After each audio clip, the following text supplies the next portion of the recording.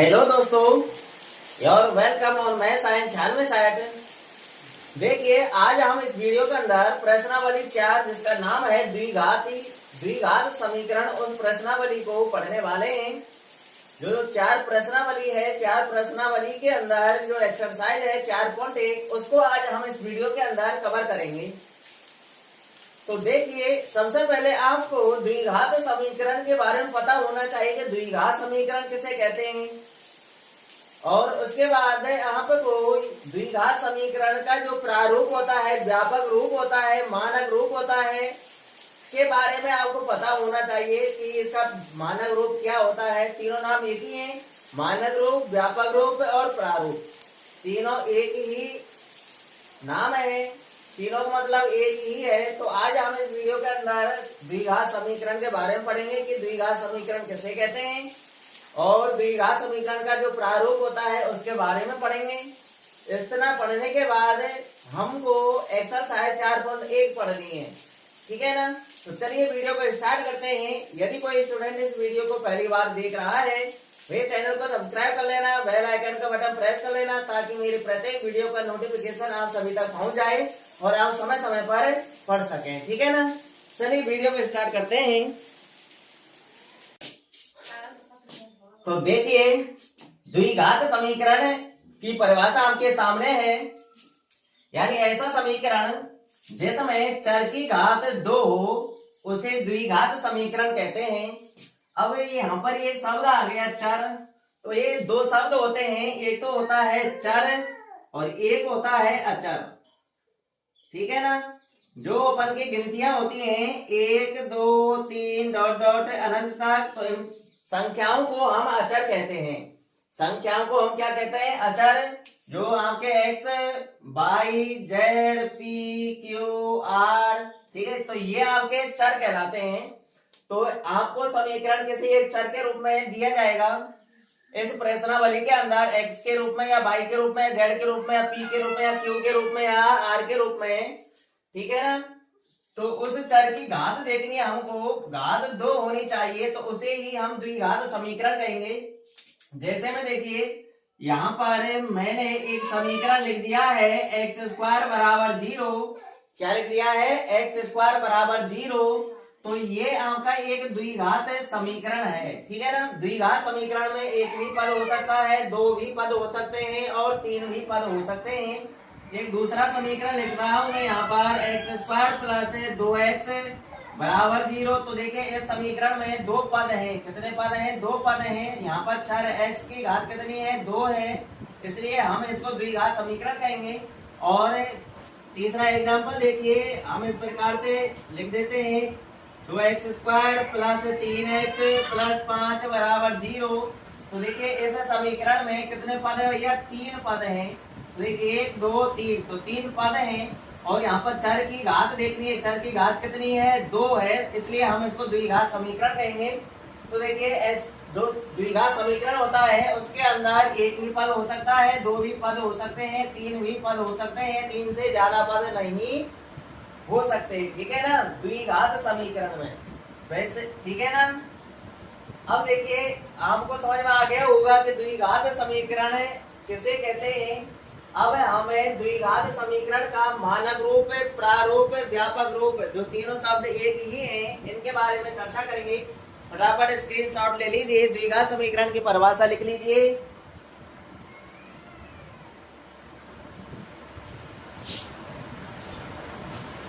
तो ये याद रखेंगे ना, ऐसा समीकरण जिसकी घात कितनी हो? 2 हो, उसे हम द्विघात समीकरण कहेंगे, ठीक है ना। द्विघात समीकरण में मिनिमम कितने पद हो सकते हैं? 1 पद भी हो सकता है, 2 पद भी हो सकते हैं और 3 भी पद हो सकते हैं। मिनिमम 1 पद होना चाहिए, ठीक है। तो यहाँ पर अब हम पढ़ने जा रहे हैं द्विघात समीकरण का व्यापक रूप, व्यापक रूप, या फिर इसी का दूसरा नाम है प्रारूप, या फिर इसी का तीसरा नाम है मानक रूप। तीनों नामों से जाना जाता है मानक रूप। तीनों का मतलब एक ही है, व्यापक रूप, प्रारूप और मानक रूप, ठीक है ना। तो देखिए द्विघात समीकरण का व्यापक रूप मानक रूप आप सभी को पता होना चाहिए। तो देखिए द्विघात समीकरण का जो मानक रूप होता है वो ये होता है ax² plus bx plus c बराबर 0। ठीक है, तो ये प्रत्येक स्टूडेंट को याद होना चाहिए। द्विघात समीकरण का प्रारूप ax² plus bx plus c बराबर 0। हम दो प्रश्नावली में द्विघात बहुपद पढ़ चुके हैं, उसका भी द्विघात बहुपद का प्रारूप यही होता है ax² plus bx plus c। फर्क कितना है, समीकरण में तो बराबर में 0 होता है और द्विघात बहुपद के प्रारूप में बराबर में 0 नहीं होता है। ठीक है, तो आपकी समझ में आ गया होगा कि द्विघात समीकरण का प्रारूप क्या होता है। क्या होता है भैया, ax² plus bx plus c बराबर 0 होता है। ये द्विघात समीकरण का व्यापक रूप है। व्यापक रूप बोल लो या प्रारूप बोल लो या फिर मानक रूप बोल लो, ठीक है ना, एक ही बात है। तो ये सब कुछ आपको पता होना चाहिए। द्विघात समीकरण की परिभाषा, द्विघात समीकरण किसे कहते हैं, द्विघात समीकरण का प्रारूप पता होना चाहिए। ठीक है, इतना पता होने के बाद अब हम चलते हैं प्रश्नावली 4.1 पर। ठीक है ना, अब हम क्वेश्चनों को सॉल्व करना सीखेंगे। तो चलिए स्टार्ट करते हैं प्रश्नावली 4.1। तो देखिए प्रश्नावली 4.1 का क्वेश्चन नंबर 1 आपके सामने है। क्वेश्चन देखिए एक क्या कह रहा है, जांच कीजिए कि क्या निम्न द्विघात समीकरण है। तो देखिए जो ये पहला क्वेश्चन है इसके अंदर आपको इस प्रकार से 8 ऑप्शन दिए हुए हैं। उन 8 ऑप्शनों को सॉल्व करना है और हमको बताना है कि ये द्विघात समीकरण है या नहीं है। तो देखिए इनको सॉल्व करना पड़ेगा। सॉल्व करने के लिए हमको कुछ सर्वसमकाएं भी प्रयोग करनी है यहाँ पर। जैसे यहाँ पर देखिए x प्लस ए का होल स्क्वायर खोलना है, तो इसे सर्व समीका यानी इसका होल स्क्वायर खोलने के लिए सर्वसमका याद होनी चाहिए a प्लस बी का होल स्क्वायर। तो यहाँ पर मैं कुछ सर्वसमकाएं लिखा रहा हूँ, नोट कर लेना। तो देखिए सबसे पहले हमको a प्लस बी का होल स्क्वायर वाली सर्वसमका पढ़नी है। ठीक है ना, तो देखिए याद भी कर लेना, तरीका भी समझ लीजिए। a प्लस बी का होल स्क्वायर खोलते कैसे हैं, जो स्टार्टिंग में लिखा होता है पहले उसका वर्ग करते हैं। तो a का वर्ग क्या होगा, a² होगा। ठीक है, आगे जो चिन्ह लगा हुआ है वही चिन्ह लगा देना है हमको। प्लस है तो प्लस लगा देना है, माइनस है तो माइनस लगा देना है। अब इन दोनों का गुणा करना है, यानी a और b का गुणा करना है। तो a और b का गुणा करेंगे तो a भी आएगा और a b का दोगुना करना है। गुणा करने के बाद दोगुना भी करना है हमको, ये विशेषकर ध्यान रखना है। तो a b का दोगुना क्या होगा, 2ab होगा। ठीक है, और एंड में प्लस का चिन्ह लगाना है और पीछे वाले का वर्ग कर देना है। केवल b का वर्ग करना है, तो b का वर्ग क्या होगा, b²। ठीक है ना, तो देखिए a प्लस बी का होल स्क्वायर खोलना आपकी समझ में आ गया होगा। a प्लस बी का होल स्क्वायर खोलते हैं तब क्या प्राप्त होता है, a² plus 2ab plus b² प्राप्त होता है। आगे देखिए a माइनस बी का होल स्क्वायर, ये भी हमको पता होना चाहिए। तो वही काम करना है जो काम है यहाँ पर किया था हमने। देखिए स्टार्टिंग में लिख रहा है पहले उसका वर्ग करना है, तो a का वर्ग a², आगे माइनस है तो माइनस का चिन्ह लगाना है। अब a और b का गुणा करना है तो a भी आएगा और फिर दोगुना करना है, ab का दोगुना क्या होगा, 2ab आएगा और एंड में प्लस का चिन्ह लगाना है और पीछे वाले का वर्ग कर देना है। b का वर्ग क्या होगा, b²। ये a माइनस बी का होल स्क्वायर है। ठीक है, a माइनस बी का होल स्क्वायर बराबर क्या होता है, a² minus 2ab plus b² होता है। एक सर्वसमका इनके साथ भी हमको ये भी याद होनी चाहिए, a² माइनस b² बराबर, जब a² माइनस b² ये कंडीशन हो जाए तो a और b को एक कोष्ठक में जोड़ देते हैं और दूसरे कोष्ठक में घटा देते हैं। दोनों कोष्ठक गुणा में होते हैं। ठीक है ना, जैसे a प्लस b एक कोष्ठक में और b को जोड़ दिया, दूसरा कोष्ठक इसी के बगल से स्टार्ट करना है, यानी गुणा में है ये दोनों, और a और b को घटा देना है। तो a² माइनस b² का a² माइनस b² बराबर क्या होता है, a plus b into a minus b. ठीक है, अब देखिए यहाँ पर एक सर्वसमका ये भी हमको याद होनी चाहिए, a प्लस बी का होल क्यूब बराबर। तो देखिए a प्लस बी का होल क्यूब बराबर है, आपको याद कर लेना है directly, a cube plus 3a² plus 3ab² plus b³ ठीक है ना। a प्लस बी का होल क्यूब बोलते हैं तो इसके अनुसार बोलते हैं हमें a³ plus 3a² plus 3ab² plus b³। ऐसे ही a माइनस बी का होल क्यूब भी इसी प्रकार से खोलना है हमको। तो देखिए a³ ए cube minus 3a² plus 3ab² और माइनस बी क्यू। ये a माइनस बी का होल क्यूब खोलने के बाद प्राप्त होता है। a माइनस बी का होल क्यूब बराबर क्या है भैया, A cube minus 3a² plus 3ab² minus B cube. तो ये सर्वसमता हमको याद होनी चाहिए। तो देखिए इन सर्वसमताओं का प्रयोग ऐसे क्वेश्चन एक के अंदर प्रयोग होगा, ठीक है ना। तो फटाफट स्क्रीनशॉट ले लीजिए क्योंकि मैं इनको रब करने वाला हूँ, सभी को याद होना जरूरी है।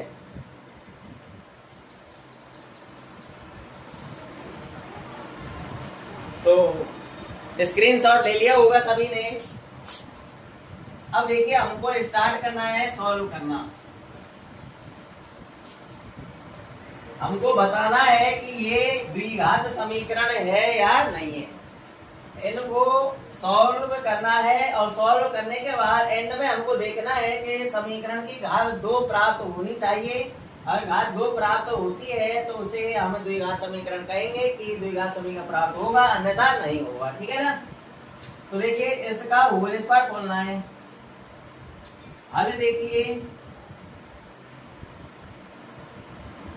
हल में क्या करना है, इसको एक बार ज्यों का त्यों लिख लेना है। ये तो क्वेश्चन है आपका, जब आप हल करेंगे तो हल में एक बार इसको ज्यों का त्यों लिख लेंगे।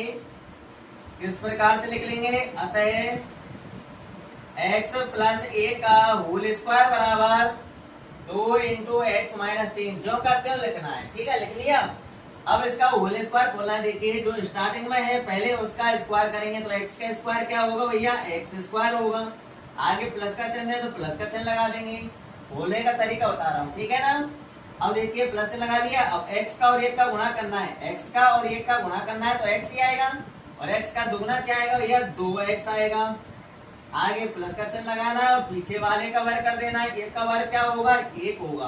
तो x प्लस 1 का होल स्क्वायर खोलने के बाद ये प्राप्त होगा x square plus 2x plus 1, ठीक है ना। आगे बराबर का चिन्ह है तो बराबर चिन्ह लगा लेंगे।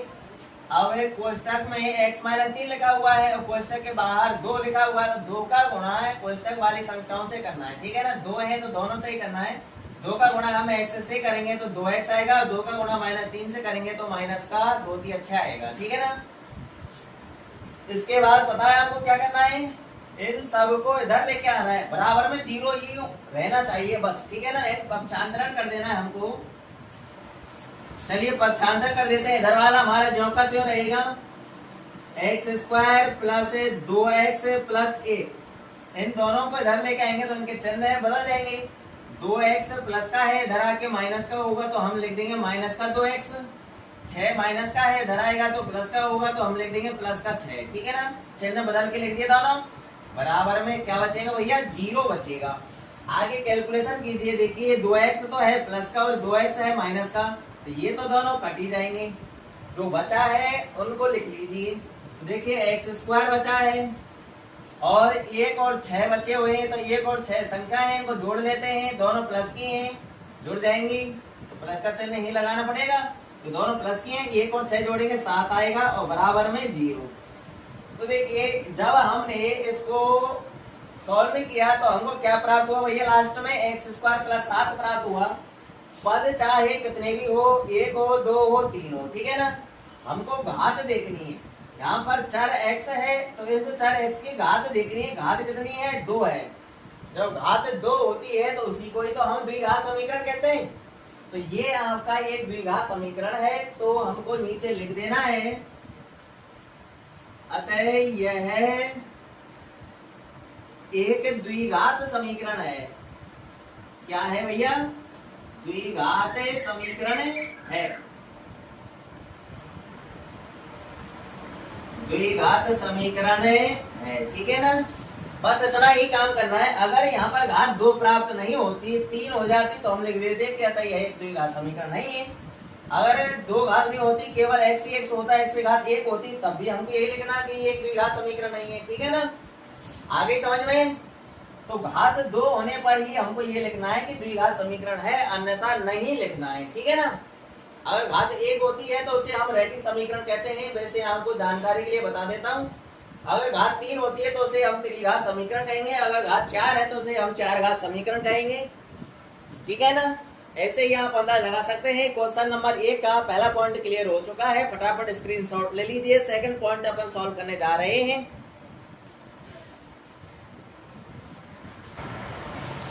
तो देखिए दूसरा पॉइंट आपके सामने है, एक्स स्क्वायर माइनस 2x बराबर -2 लिखा हुआ है एक कोष्ठक में, दूसरे कोष्ठक में 3 माइनस एक्स है। दोनों कोष्ठक सटे हुए हैं, यानी इन दोनों का क्या होना है, गुणा।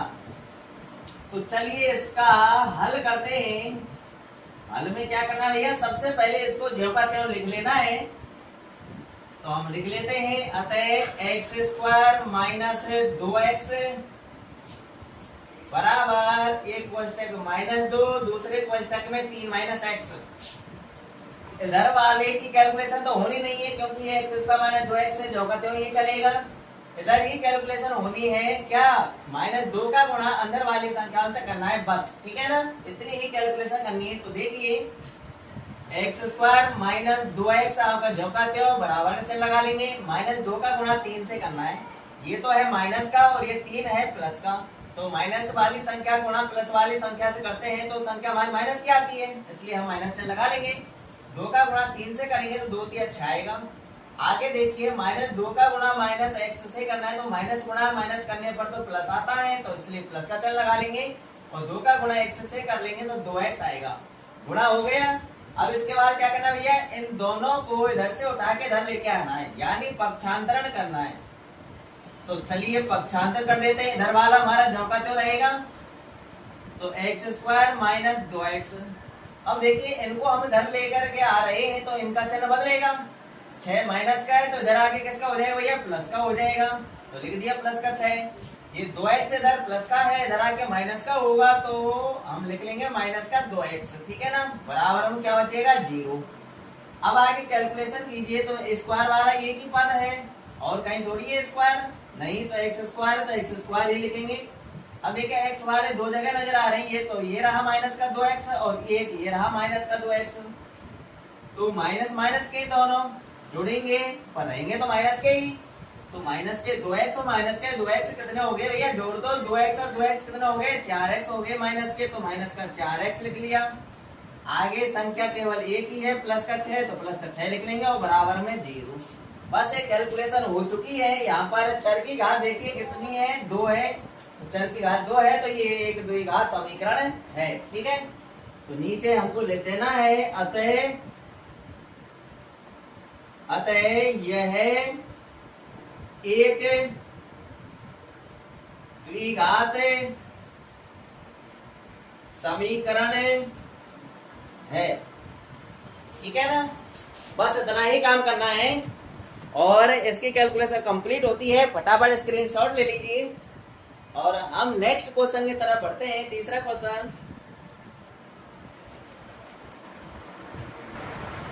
देखिए, तीसरा क्वेश्चन आपके सामने है, x minus 2 into x plus 1 बराबर में x माइनस 1 इंटू में x प्लस 3।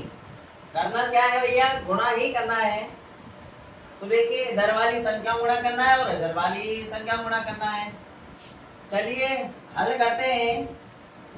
एक बार तो ज्यों का त्यों लिखना है इसको हल में, अतः x माइनस 2 इंटू में x प्लस 1 बराबर में x माइनस 1 इंटू में x प्लस 3। ठीक है, लिख लिया ज्यों का त्यों। गुणा करना है, देखिए किस हिसाब से करना है, x का गुणा करना है पहले इन दोनों से। ठीक है ना, सीख लीजिए अगर गुणा करना नहीं जानते तो।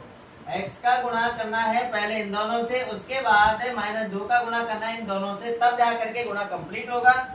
ऐसे ही इधर करना है, इस x का गुणा पहले इन दोनों से करेंगे, इसके बाद -1 का गुणा इन दोनों से करेंगे, तब जा करके गुणा कंप्लीट होगा। ठीक है ना, चलिए करते हैं। तो देखिए x का गुणा हम x से करेंगे, तो पहले चिन्हों को देख लेना। तो देखिए ये x प्लस का है और ये भी x प्लस का है, तो गुणा करने पर तो प्लस का ही आएगा। और x का गुणा x से करेंगे तो x स्क्वायर आएगा। क्या आएगा, x स्क्वायर। ठीक है ना, x का गुणा x से हो गया। अब x का गुणा प्लस 1 से करना है, तो देखिए ये x प्लस का और ये 1 किसका है, प्लस का। तो प्लस गुणा प्लस करने में प्लस ही आएगा, इसलिए हम प्लस का चिन्ह लगा लेंगे। और x का गुणा हम 1 से करेंगे तो x आएगा। क्या आएगा, 1x ही तो आएगा। 1 का गुणा हम x से करेंगे तो 1x और 1x अपन ऐसे लिखते हैं। तो x का गुणा तो हो चुका है दोनों से। अब -2 का करना है दोनों से। तो देखिए माइनस, ये 2 माइनस का है और ये x किसका है, प्लस का। तो माइनस वाली संख्या गुणा प्लस वाली से करते हैं तो माइनस की संख्या आती है, इसलिए हम माइनस लिख लेंगे। और 2 का गुणा x से कर लीजिए, क्या आएगा 2x। कंप्लीट हुआ 2 का गुणा माइनस 2 का गुणा x से। अब -2 का गुणा 1 से करना है, तो देखिए ये संख्या माइनस की और ये संख्या किसकी है, प्लस की। तो माइनस गुणा प्लस करेंगे तो माइनस आएगा, 2 का गुणा 1 से करेंगे 2 आएगा। कंप्लीट हुआ इधर वाला गुणा, बराबर का चिन्ह लगा लेंगे, ऐसे ही इधर गुणा करना है। तो देखिए x का गुणा हम x से करेंगे तो ये संख्या प्लस की और ये भी प्लस की, तो प्लस का गुणा प्लस से करेंगे तो प्लस ही आएगा, और स्टार्टिंग में हमको प्लस लगाना नहीं। तो x गुणा x करेंगे तो क्या आएगा भैया, x² आएगा। अब x का गुणा हम +3 से करेंगे तो देखिए ये x तो है प्लस का और ये 3 किसका है, प्लस का। तो प्लस गुणा प्लस करने में प्लस ही आएगा, अब प्लस का चिन्ह लगा लेंगे। और 3 का गुणा x से करेंगे, क्या आएगा 3x। x का गुणा इन दोनों से हो गया। अब -1 का गुणा x और 3 से करना है, तो देखिए -1 का गुणा x से करेंगे तो ये संख्या माइनस की है और ये संख्या प्लस की है, तो माइनस गुणा प्लस करेंगे तो माइनस आएगा, और 1 गुणा x करेंगे तो 1x, और 1x हम ऐसे लिखते हैं, ठीक है ना।